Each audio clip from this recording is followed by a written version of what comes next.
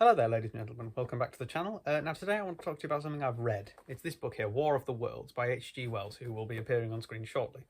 Now I picked up this book in a charity shop. It was the Age UK shop, I think it was, down Fossgate. It was £1. That just proves to you, by the way, a point that I make to people in that charity shops are very good for the democratisation of information, if you will. It makes reading more accessible to the general public. Where was I? Yes, sorry. it's quite early. We've started with the tangents, so that's going to give you a flavour of what's to come. Yes, so I bought this. It was not very long ago, and I was tremendously excited by it because I'd heard about H.G. Wells, read about him before in various of my books, and so I thought that'd be an excellent book to read, and it was. I suppose I should give you an overview of what I thought of it first, just as a book. When I read Empire by Jeremy Paxman, I resolved to myself that I would buy everything else that had the name Paxman on it afterwards, because he was a tremendous author in that book. And thus far, I've bought 2 more Jeremy Paxman books, The English and The Political Animal, in reverse order. And they were both incredible. And so the War of the Worlds had done the same thing for H.G. Wells. If I see anything that says H.G. Wells on it, I'm going to be buying it in the future. Now, it might be a little confusing to some of you as to why I would enjoy that kind of book, because it's science fiction. H.G. Wells is accredited as the father of science fiction, so there's another beautiful British invention for you there. Well, you see, it's not, as a piece of science fiction, it's incredibly well written. The story is incredibly well written. So even if you're not interested in anything else and you just want a good story, I recommend it. In fact, I recommend I'm gonna be giving spoilers in this video, obviously, because I'm talking about it. But if you have not read The War of the Worlds, and I envy you that you have that ahead of you in life, I thoroughly recommend you go and read it before you watch the rest of this video, because it will spoil it for you. Yes, if you get this particular copy, this Penguin Classics copy, then I would recommend you skip the biographical note, the introduction, the further reading, and the note on the text, and just go straight into it, because this one in particular has got rather a lot. So if you include the contents, all of that is just introduction, and then you've got the actual story here, and then the notes take up, notes and appendices rather, take up that much. So you've got in there that much actual book that is the story. That's 180 pages worth, which is surprisingly short. I managed to finish that in about half a week, I would say, though my insomnia has been quite bad over the holidays, so that's not surprising necessarily. I've rinsed it through. Where was I?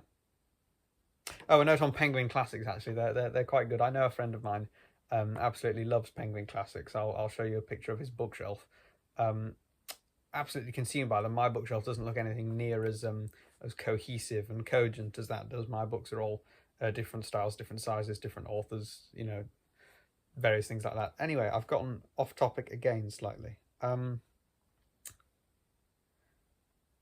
as a story, it's absolutely fine. I would recommend you don't read the introduction, is what I was saying, because it will spoil it a little bit for you. And I think going into this with a completely fresh mind is excellent. It is possible that having not read science fiction before is a benefit to me in having read this, because it's possible that if you read or watch lots of books stroke films about aliens and alien life and things, then you're going to get a bit desensitized to it, whereas I read primarily history, and so there's very little kind of otherworldly quality to it. So it's possible that that's sort of extra potent for me than it would be for someone who's well acquainted with aliens. I used to watch Star Wars back when I was little, but other than that, no contact with alien life. Yes. So anyway, that's the tangent, basically saying that this book is better if you haven't been introduced to it. So if you want to read it, and I really think you should read it, don't watch the rest of this video, read it, and then maybe come back if you're feeling generous to me. Now, let's talk about the plot. What is the plot of War of the Worlds? Well, it's very likely, even if you've not read it, that you know, because it was such a good book. I am joined in the feeling that this is an absolutely phenomenal book, by very, very many people because it's been adapted into several TV shows, radio programs, films, I think. I'll I suppose I'll talk about that a bit later. So this is a very popular story, and consequently, therefore, you may be aware of the plot, but I shall talk it through. We follow the main character, who we don't know the name of, but it is assumed it's based on H.G. Wells because he's the one writing it, and his attitudes are very similar to H.G. Wells in various things. He lives in Woking, where H.G. Wells lived, and he's acquainted with this astronomer, and he goes up to the observatory. The observatory near Woking is located at, if you'll bear with me, Ottershaw, I think it is. And yes, so he goes up to the observatory because there's been a bit of a craze among the astronomically inclined lately because there's been lots of flashing going on Mars. And so he observes this, thinks nothing of it, obviously goes home. And then I think the next morning or so, a large asteroid hits Horsell Common in Woking. Upon closer inspection, this is a very large, I think it said 30-foot diameter. I may be wrong about that particular fact. Should we see if we can find it? No, this isn't going to be worth it. Anyway, yes, so about 30 foot, I think, in diameter. This massive metal cylinder buried. It's made a massive pit for itself in Horsell Common. And in time, the lid unscrews. And this is where I really encourage you to read it first, because the tension in this moment is absolutely incredible. And it slowly opens and then gong, it falls with a crash, and the Martians come out because this is from Mars. Yes, and so the rest of the plot follows what the Martians do on Earth, because more cylinders keep falling. And as the title gives away, so this isn't really a spoiler, there is a war between the two worlds, Earth and Mars, except of course this is all happening in Britain. Possibly a thing to talk about there. But yes, and so the Martians are absolutely, technologically, leaps and bounds, miles ahead of anything the humans have got. This book came out in 1897, by the way, Queen Victoria's Diamond Jubilee. And that is roughly when it's set as well, I think. Sort of turn of the century kind of region. So the technology that the humans have got to combat this are basically large artillery guns. That's what we hear of. The army gets called in, and they set up large artillery guns all the way between Woking and London, and they're entirely ineffective. Nothing the humans have got is anything near as good as the Martians. The Martians display their technology at the very start. They have the heat ray, by the way. That's reminded me of something I have to show you. Chapter 5, I think it is. Yes, is called the heat ray. You see there's a little 1 note next to that. If you follow that back to the notes section, which I shall now do, just to give you the exact words. Chapter 5, the heat ray, note 1, the heat ray. The Oxford English Dictionary cites the War of the Worlds as the first use of this term to describe a futuristic weapon. So there we have it. The heat ray is in fact a British invention, even though it doesn't exist. There you go. Two British inventions in this video so far. Science fiction and the heat ray. Yes, so that is the Martians' first weapon that we learn of, is this heat ray. The delegation that's sent with a white flag to go and speak to the Martians are just instantly zapped and obliterated. And people stand dumbstruck, and they just see people burn in flames and then fall charred to the ground. It's incredible. And so this heat ray is absolutely unstoppable. There's nothing can stand in its path, basically.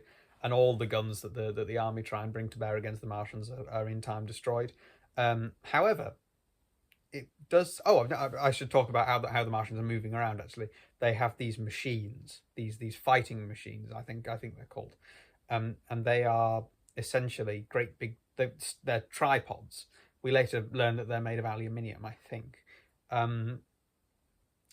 which is quite strange because aluminium, I don't think, is a very strong metal. I may be wrong about this because, well, I suppose it wouldn't be very strong because the only interaction I have with aluminium is tin foil, as we call it, because it used to be made of tin, now it's made of aluminium. But But I suppose if you had it in a great big girder, it'd be just as strong as steel, or nearly as strong as steel.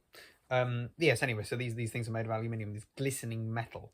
And they have these tripods with these cowls over the top, and they hide in the cowls. And then they have these big tentacles. And this each of these is equipped with a heat ray. And so this heat ray is, oh, by the way, these fighting machines are about 100 foot tall. They're taller than houses, absolutely huge things. And these heat rays, they can destroy anything basically. So all the guns get destroyed by the heat ray. At least at the start, the heat rays used against them. But in time, it is found just by sheer coincidence, a shell from one of the artillery guns manages to destroy a Martian fighting machine, and so there's this feeling of hope you get for the human cause, because so far it's been the cylinders landed and the humans are thinking, oh, Martians, great, let's go and see them, and then they find they're too sluggish to get out of their own hole, the pit that the cylinder has bored into the ground. I apologize if the camera is shaking; it's literally wedged between the sofa cushions.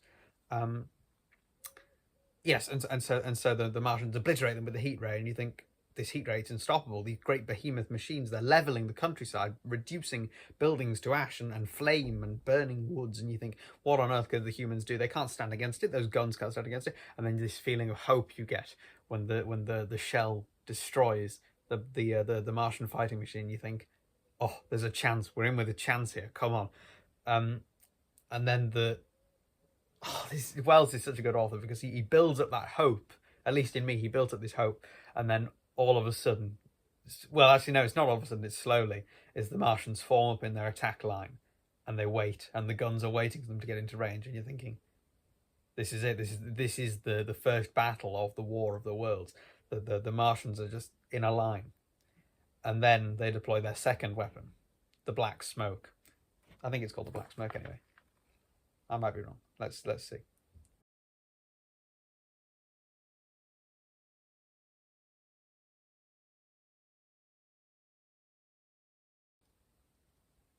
But yeah, it is called the black smoke, but I can't find the description. Oh, here it is. And from this paper, my brother read that catastrophic dispatch from the Commander-in-Chief. The Martians are able to discharge enormous clouds of a black and poisonous vapour by means of rockets. They have smothered our batteries, destroyed Richmond, Kingston and Wimbledon, and are advancing slowly towards London, destroying everything on the way. It is impossible to stop them. There is no safety from the black smoke, but in instant flight. And you... oh, no! You get the despair. We could attack the Martians with the shells, and now they've got the black smoke. And you see the line of Martians deploy the black smoke and the artillery batteries. They fall silent. They can't do anything. And then you get that dread. This is because the whole book you're ping-ponging between hope and dread, or at least I was. Because at the start, you think, oh, the Martians, they can't deal with human gravity. So they're stuck in their pit, and then they get the machines. Oh, and then they get the heat ray. It's even worse. And then the shell works, and then the black smoke. So it's powerful, is the way that Wells manages to do this. And this continues on with the technological advance, because they take London. And there's people fleeing from London in great big crowds, and they get to the sea eventually, and they get on these boats, and the Navy are called in, obviously. And then there's the boats are fleeing across the English Channel, and you see these three of them, the Martian fighting machines, the tripods, come along, and they wade into the ocean out where the battleships are, and the battleships don't fire at them; they just come along, and because of this, the Martians don't really know what to make of it. And then they fire torpedoes and blow one up, and then the warship kills a second one through a sort of suicidal battering ram charge, because now the Martians are wise to it. And then it all goes silent, and the boat that the narrator's brother is on goes over the horizon, and then all of a sudden you see this black disc come up, because the Martians have learned how to fly. So that's I suppose that's all sort of a note on how powerful the text is. It's really emotive, I think is the word. It manages to conjure up emotions. I am awfully sorry about the reflection in my glasses, but I'm afraid there's not a lot I can do about it, because if I take them off, I'm entirely blind. Is that so bad? No, I think I can probably cope with that, actually. We can live with that. You'll just have to put up with me looking a bit strange, actually. No, I can't. No, I thought I could deal with it. I'm sorry. I'm really terribly blind. Um, anyway, yeah. So there's the story, and then I suppose I want to talk about the message of it because this is it's more than just a science fiction novel. It's a time capsule because H.G. Wells was writing at the turn of the century into about the 30s and the 40s when he died in 1946. I think it was H.G. Wells died, and so it's a time capsule of beliefs that were held in this sort of late Victorian, Edwardian, Georgian period. For instance, the idea that there's life on Mars at all is was actually a fairly common belief up to that point. Because they didn't know that Mars was entirely barren, there was no water on Mars. They thought that it's further away from the sun and it's smaller, therefore it must have cooled quicker than the Earth did, and therefore life must have begun much, much earlier. And we must assume that the red that we see on Mars is just the dominant colour of the plants, because of course if you look at Earth from far away, you'll see the land is green. And this is clearly because all plants on Earth just assume the colour green. So that must be the colour that they have on Mars. The chlorophyll must make things red rather than green. It just makes sense. And so it was understood belief that there were people in Mars. And that, I suppose, would have made this all the more terrifying for the reader in 1897, thinking, there could be people in Mars. This could happen. Whereas now we understand with our greater astronomical understanding that no, there's very, very likely nothing more than bacteria on Mars. Interestingly, there are no bacteria on Mars in the book because the Martians, and this is a big spoiler, are eventually killed by disease. They are because they're Wells talks about how essentially the Martians could be an evolved state of humanity, in that they may have originally looked something like us, but have developed into what they do look like, which is essentially a vast glob with a face on the front. That's about it. And then a big sort of eardrum on the back, and these sort of tentacles coming out either side of their beaky mouth. And he says that they've got no digestive organs because they live, and we learn this a bit later. They live by injecting blood straight into their blood. So they've got no digestive organs at all. They're just a head, basically, a head with a heart and lungs. And then I suppose they must just be sort of a muscular blob. I can't imagine they've got any bones, because it mentions that the gravity on Earth is several times greater than that on Mars. So I can't imagine they'd need any bones. At least I don't remember any indication that they've got bones. Wells talks for about 3 pages about the anatomy of the Martians in a later chapter. I don't remember him talking anything about bones. But yes, and so he says that these are essentially so advanced, and he talks about how disgusting and unearthly and horrid these Martian forms are to the observer, to the narrator. And then he talks about how it's possible they could have been us, and how in many ways their design is more perfect in that they have removed the need to eat, and how, you know, when you eat it can affect your mood so much when you're hungry, and things, and it's like Scrooge says in Christmas Carol, why should I trust my senses? A crumb of cheese or a bit of undigested beef affects them. So Wells is admiring how that they have gone past this reliance on the digestive system. They've foregone the sex drive. These Martians, they don't reproduce sexually. I think they have a kind of what's the word, mitosis, which certainly does seem like an advancement to me. I could do without my sex drive. And so it's talking about how unearthly and horrid they are, and then he's saying they could be us. And just think, actually, they're actually a lot more advanced. So that's also incredible. I completely forgot what I was talking about. That would never happen to a Martian. The Martians speak almost entirely in sort of hoots and hollers, it would seem, although it's possible that this is just the narrator's ignorance. And that's a point I want to talk about, actually, is how the narrator's ignorance is possibly a very large factor in our understanding of the Martians, because to a rabbit, for instance, human speech must sound a bit like hoots and hollers. So it's possible the Martians have got a much more complicated method of talking than the narrator gives them credit for. But certainly in the book, it appears to us that the Martians communicate through hoots and hollers and siren-like wails, which I think you get the picture in your mind of the most terrifying sight, with all the Martian war machines arranged up in fighting order and just siren-like screams going between them. Oh, it's chilling. It's chilling, this book. I love it.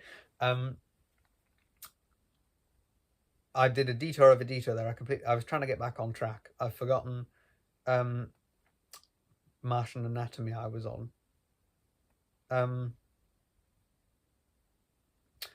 then this idea, I think, is a way of, because Wells was not religious, he was very skeptical of religion, and we learn of this religious skepticism in The Curate. The Curate is one of the characters in the book, and he accompanies the narrator for some time, and he's trying to say, you can't stand against the servants of God. These people are obviously a sign, and oh, woe is me, all the Sunday schools I went to, and still God has punished us. The church has been destroyed, and we only rebuilt it 3 years ago. Why has this happened to us? What evils and sins did we commit in this world?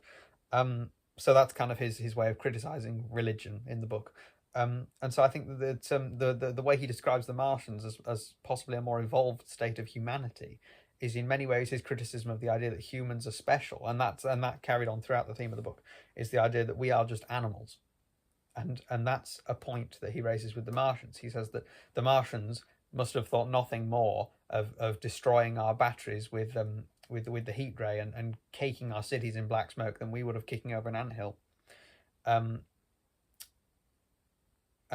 there's an incredibly powerful passage, and I did mark this out with a sticky note. I'm going to read this to you. It's at the start of chapter 6 of the second part, the second book of the book. For that moment, I touched an emotion beyond the common range of men, yet one that the poor brutes we dominate now know only too well. I felt as a rabbit might feel returning to his burrow and suddenly confronted by the work of a dozen busy navvies digging the foundations of a house. I felt the first inkling of a thing that presently grew quite clear in my mind, that oppressed me for many days, a sense of dethronement, a persuasion that I was no longer a master, but an animal among the animals, under the Martian heel. With us, it would be as to them to lurk, to watch, to run and hide. The fear and empire of man had passed away. And that got me, that one, because it's so easy to think that we are on top of our game, humans, that we run the world, basically. Obviously, we're the most advanced animal out there. And yet then so easy it could be, as Wells says, for a greater organism like the Martians to come in and just dethrone us. And all of a sudden we're like a rabbit. Because what civilization has a rabbit got? A rabbit lives in a warren. A rabbit hunts for its food. It doesn't have agriculture. It doesn't have anything. And that's what the Martians reduce us to. It's what the Martians reduce humanity to. They become secondary animals. And that's a bit of a scary thought in itself. Now, there is an interesting part. I suppose I want to talk about this. I've read about H.G. Wells before in my Andrew Marr. The Making of Modern Britain is the book. It's a very good book. It was much better than the History of Modern Britain because there was much less talk about economics, which I don't really enjoy. And he talks about H.G. Wells and Francis Galton, right, is this chap here. He's a relative of Charles Darwin, and he is a British man who invents eugenics. So that's a third British invention, not a third beautiful British invention, because of course eugenics is absolute twaddle, but it is a British invention nonetheless, sorry to say. And he invents it as this idea that it's only natural for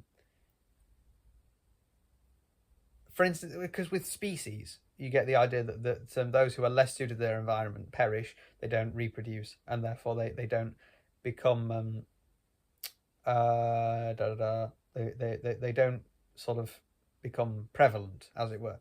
And regrettably, Francis Galton he was a bit of a superstar back in Victorian times, and there was a lot of very famous Victorians who were absolutely enthralled by this idea of eugenics. They thought, oh, it's how we save Britain, because of course at this time the working class were seen as absolutely feckless, lazy, and indolent, that they would just stand around smoking on street corners. And this was seen as a genuine problem for a lot of people. I talked about this in my video on Empire Day, is that Lord Meath thought that the British Empire is never going to be able to continue if you let the working class continue to live as the working classes do, because it's wholly unconductive. They're unhealthy, which means that we can't have a good army to maintain it. They don't respect the traditions of empire, which means eventually it's going to fall. And he was just absolutely aghast at the idea that the majority of Britain were these uneducated, feckless individuals who would not be able to maintain the empire and maintain anything. And so eugenics was seen as an absolute savior of a solution to these people. They thought that, it's simple, we just breed the working class out of existence. We stop them from having children. Now, of course, it's complete rubbish, isn't it? But back then, a lot of people, including H.G. Wells, were taken in by this idea. And so if you don't know H.G. Wells and you don't know what I know about eugenics being a very popular idea back then you get a bit of a shock with chapter 7 of book 2, The Man on Putney Hill. And he's a survivor of the whole thing, and this is sort of after the Martians have invaded an area and moved on, and it's at this point we don't know the Martians have perished, and we think that it's just the main invasion is over, and humanity is now subjugated. This is how it is. The Martians won. That's they keep happening. They keep repeating this in the chapter. The man. He repeats again and again, where is it? It's all over, he said. They've lost one, just one, and they've made their footing good and crippled the greatest power in the world. They've walked over us. The death of that one on Weybridge was an accident. And these are only pioneers. They keep on coming, the green stars. I've seen none these 5 or 6 days, but I've no doubt they're falling somewhere every night. Nothing to be done. We're under. We're beat. And we're beat. He keeps saying we're beat. And so this man's solution is it's quite incredible. I don't want to recite it without actually looking, because I fear I'll give it up. But his solution is basically eugenics. He says the human race is now being hunted, and if you're being hunted, then you have no time for people who are feckless and indolent and aren't capable of living. And so he proposes to form an underground community living in the sewers of London, because he says, of course, with no people pooing and weeing in the sewers of London, a couple of days' rain will flush them out. They'll be absolutely squeaky clean. And so we could live in the sewers, a community of the best people who have a will to live and who are strong enough to live. And his solution is basically to make an underground eugenical society. And that's a bit jarring. But yes, so as I say, if you don't know about the Victorian predilections for eugenics in H.G. Wells, then you may take a bit of surprise at that. As it was, I just took it lying down. I took the whole book lying down. I was in bed. But yes, so that's a bit jarring, really. That's probably the weirdest part in the whole book, if you're not used to it, I would say. Now we've reached the end of that particular tangent. Where do I go from here? A message that the book might be targeted at is I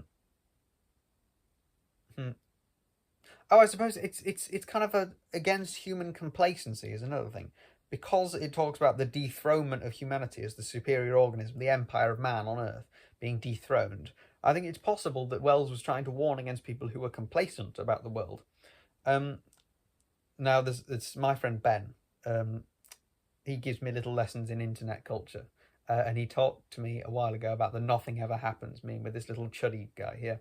And I suppose the War of the Worlds could be a way of speaking out against nothing ever happens as an ideology, because if you look in the book, right, the cylinders land on Woking and sort of in a line from Woking, and the people in London, until they see the people who've evacuated from Woking and the surrounding areas, who've come through London to get away, the people don't care. They read about it in the newspapers. Martians have landed, and it says that it didn't cause nearly as much of a stir as an ultimatum to Germany would have. He says, and so it's this idea that these people have literally read about people from another planet landing on Earth, and they go about their day doing nothing different until it comes right to their doorstep and they get suffocated by the black smoke and they have to flee.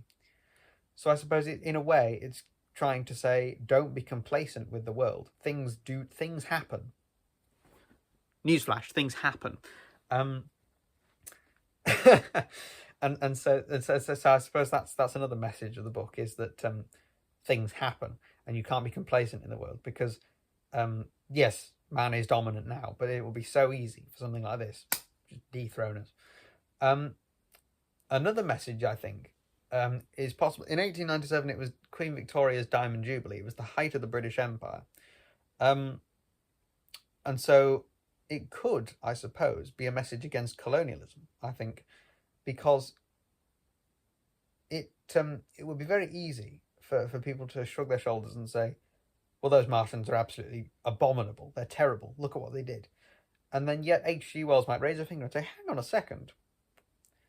What exactly was it that the British did in Tasmania again? I think you'll find it's very, very similar to what these Martians have done. Total extermination of the peoples. And if you look across the empire, there are countless examples of this kind of extermination. And then of course the empire defenders will say, oh, but that's different because we're more, with the British, we're more advanced. Our culture is better. We're helping these people, and it's only by their resistance that we have to destroy them. Well, are the Martians not more advanced than the British were? Are the Martians not more technologically far gone, even biologically more evolved organisms? And the empire defenders, they would have to accept this, wouldn't they? Either they would have to stop defending their own British colonialism, or they would have to begin supporting the Martians. They would have to say the Martians were the good guys in that book and that humans were wrong. And that creates an interesting dilemma, I think, that would perhaps be even more potent for people back then. And another thing is it brings it closer to home, because for the British Empire was not a thing that happened in Britain. It happened overseas. And so this puts the British in the shoes of people in Africa and people in America and people in Asia who were being colonized. It shows them how you can see the landscape and the places you love absolutely leveled by a technologically superior power. And I suppose in a way that's trying to create sympathy in Britain. I think it's a very powerful message, actually. Now, what more is... Oh, and also on the field of colonialism, I think it's interesting that the Martians are killed ultimately by disease, not by any humans. The humans could not stand against the Martians. It's bacteria, because on Mars they've evolved to such a state. Oh, Wells says this. Where is it? Where is it? Damn it! I wish I knew which bits of them that I would want to talk about, because it's a bit of a bore for both myself and you. Damn it! Here we go. Microorganisms which cause so much disease and pain on Earth have either never appeared upon Mars or Martian sanitary... Sorry, let me start that again. I did that poorly. Microorganisms which cause so much disease and pain on Earth have either never appeared upon Mars, or Martian sanitary science eliminated them ages ago. 100 diseases, all the fevers and contagions of human life, consumption, cancers, tumours, and such morbidities, never enter the scheme of their life. So there it is. The Martians have no disease. They have no cancer. They have none of that. They're so advanced beyond that. And so it is that when they come to Earth and there are diseases, it's only about... what is it? It's only about a month and they find themselves destroyed. I've just realised it's quite dark, isn't it? I'm going to go turn the light on. I swear that I won't be very long. There we are, except I'll cut that bit out so it'll look like I just did it magically. In fact, no, yeah, magic. I can turn lights on without having to walk to the switch that's about 5 yards over there. Yes, so the Martians have no disease. Now, this is interesting because in actual colonialism, what happens is the opposite. You have the colonized who are eradicated by the disease the colonizers bring. So that's an interesting kind of switch there. And yet, when we find out that the Martians have been killed by disease, there's an immense relief. Certainly, there's an immense relief. You think, so we won. It is triumph after all. That ping-ponging between doubt and sorrow, and then triumphant hope, is finally brought to its apex, the apogee, where we find, humanity has survived. They killed the Martians. And it's a hollow victory, because as we find that out, the narrator walks through London. The last chapter of the book is called Wreckage, and the chapter before that is called Dead London, because yes, it's a victory, but it was won at such a cost. The world in that particular region, that small region, Woking to London, that is destroyed, leveled. There's very little of humanity left, and so that's quite potent. I think the idea that we won, but at what cost? What had to be sacrificed in order to beat the Martians? But then inevitably, it is a happy ending to this story, and I can't help but feel that while that is excellent for the reader, because you begin to sympathise with the struggle that the narrator has had to go through his plight that he's had to go through, the absolute horrors that the narrator has to endure, you sympathise with him, and you naturally feel happy when he's reunited with his wife in his home in Woking. But it's necessary to remember that the colonised people of the real world had no such happy ending, because they were not the ones saved by the disease. They were the ones whose fates were sealed by the disease. And so it's harrowing, I think, to imagine that the ending that War of the Worlds might have had if it was the humans that were infected by a Martian disease instead. Now, there is another point I want to raise here. I'm aware this is getting very long as a video, but I want to raise the point of, imagine if you read this from the Martian perspective, right? Because, as I said, a lot of our impressions here are coloured by the fact that it is the human narrator. And he is, of course, ignorant of several facts. We don't know what the Martians were thinking. We don't know if they did think of the humans as ants, as we think. We don't know if they thought of the humans as we humans think of ants. We don't know if they were bloodthirsty and they did just want to kill. I would like to pose to you an interesting idea that I thought of. What if these are the last Martians? What if Mars has become so intolerable for these, let's see, 10 cylinders, 5 per cylinder, these 50 Martians that come? What if they're the last? Because the narrator says that, the flashes on Mars that we observed at the very start were the cylinders being launched out of some great gun, and presumably something must have broken. Or these are only pioneers, like the man on Putney Hill says, and there'll be more coming later. But what if that is all they had? What if Mars was subject to a similar interplanetary invasion? And these last Martians, their only chance of hope, they came to Earth and they died. I think that's rather interesting, is the idea that you can flip it on its head and think, what if these were people who found a new land? For instance, imagine that Britain became absolutely destroyed by one means or another, and 50 Britons managed to escape to a deserted island inhabited only by ants, right? We would think, hallelujah, they have managed it, they've escaped. And obviously, we do not think of ants as anything greater than ants. So, whatever. If in the process of evacuating the destroyed Britain, some ants have to be removed from their island, so be it. But then imagine the tragedy we would feel if those 50 Britons were killed eventually, after all their strife, were killed on that island by disease. So I think it's interesting if you turn the tables as well and think, what must the Martians be thinking? But then, of course, it's equally possible that, like The End of the Plague by Albert Camus, I did want to talk about The Plague by Albert Camus, but everything I wanted to... Well, first of all, I didn't thoroughly understand it as well as I think I understand this book. And so everything that I wanted to say has already been said in much better detail by lots of other people in similar videos. In fact, I deliberately did not look on YouTube to see other videos about War of the Worlds, because I wanted this to all just be my original spiel. Yes, it's like at the end of The Plague by Albert Camus, we get the triumph that the citizens have endured the plague. And yet the doctor knows that the bacillus of the plague can live for years in handkerchiefs, in drawers, in furniture. And so that was not the last plague. There's going to be another. So it's equally possible that these triumphant humans, in the hollowness of their victory, may eventually be stamped out by the second wave of Martians who now know about bacteria, who now know to immunize themselves.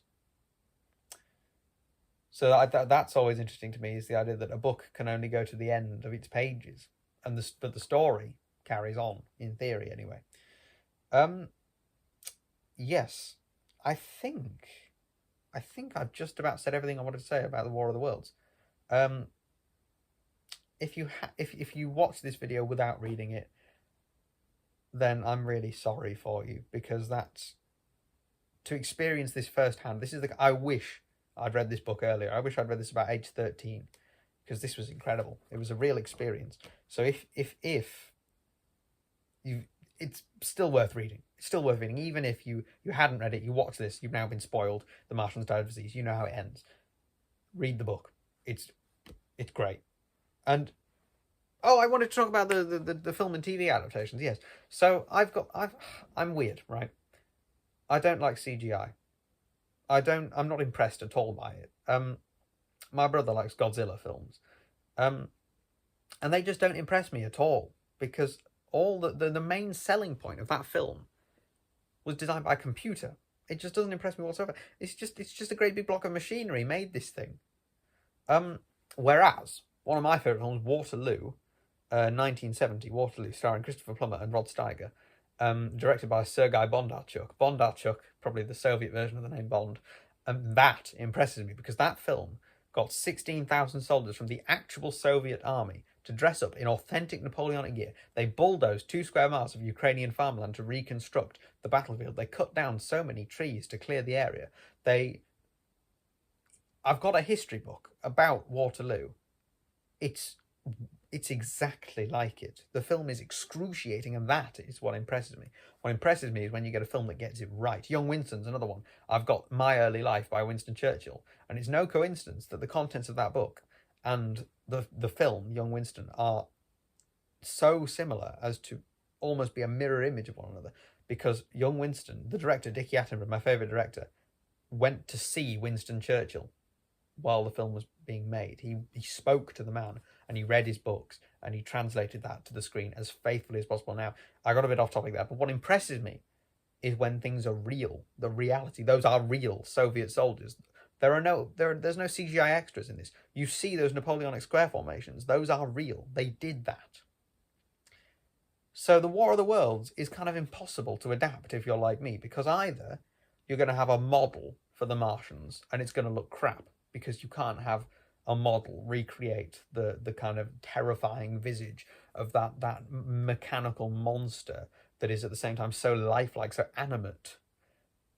It'll look crap. It's like in Doctor Who, when you get the aliens and they just look like plaster casts. And sure, for Doctor Who it's fine, but for War of the Worlds, something that's so emotive, so captivating, it would ruin it. But then if you do want it to have the same level of detail, then you go for CGI, and that would ruin it for me, because then I'm just looking at some computer-generated nonsense. So in a way, it's impossible to adapt. And I don't know whether that's a good thing or a bad thing, because it has been adapted so many times, and it's been adapted into the modern context. But I think for me, you won't be able to beat this. The original, is really something. Yes, okay, so I managed to think of another point. I really think that is everything I want to say about War of the Worlds. Thank you very much for listening to this. Read the book is the message. Just read it. It's great. It's awesome. So cool. I'm awfully sorry. I film these after dinner, so I'm always burping. Yes, thank you very much. Goodbye.